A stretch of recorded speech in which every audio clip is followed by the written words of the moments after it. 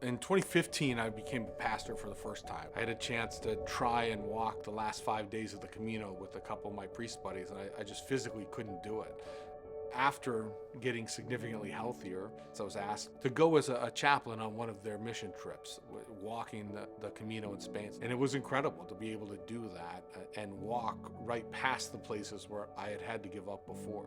And then COVID happened and the gym shut down, and they told us it'd be helpful to order food and goof off. So I did that for a couple months, and over the course of time, it ballooned, and then found myself very unhealthy again. And I noticed that I don't have enough attention to give. I'm short.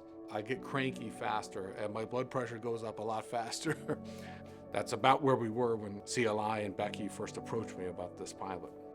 Across the country, our priests are amazing shepherds. They spend their entire life caring for, loving, supporting, and leading their people.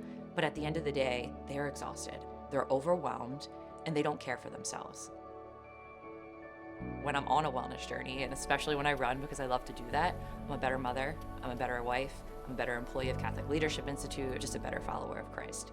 And I think about how that could impact our clergy. And we kept saying, we care for the whole person. I'm like, well, actually, we're missing a piece. We're not caring for the physical health and wellness of them. And we decided to jump in and see what we could do to address it.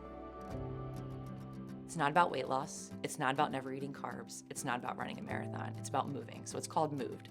And it's simply just moving closer to your God-given talents, moving closer to God's love, just step by better caring for yourself. The way the whole pilot took shape is that it became a group of priests dedicated to 8 weeks together with several different pillars. So the first was rest. There's a nutrition pillar, a motion or exercise pillar. The other piece of it was divine image. How does wellness help you best live in the image of Jesus in your daily life? And then that fifth pillar was community.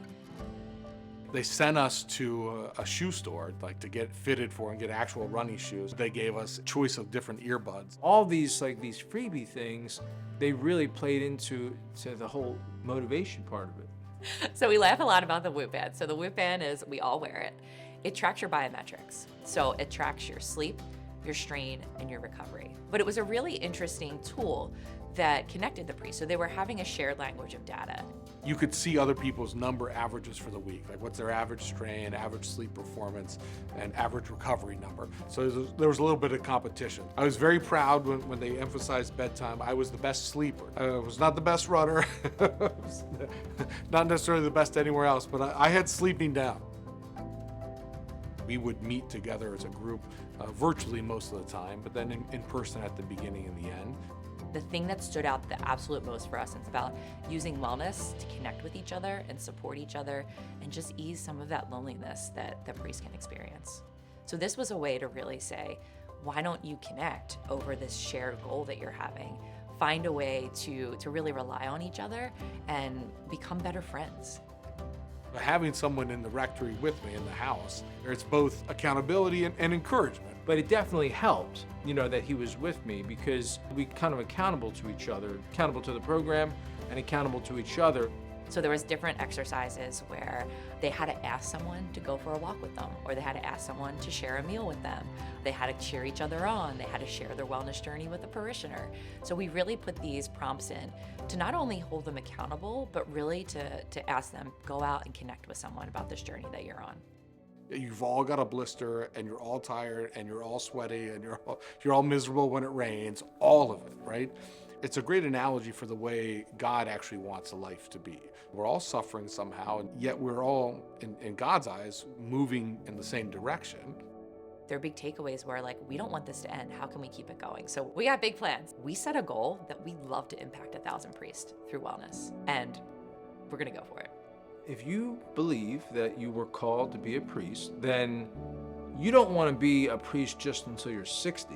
You don't want to be a priest until you're 70. You want to be a priest as long as God willing possible.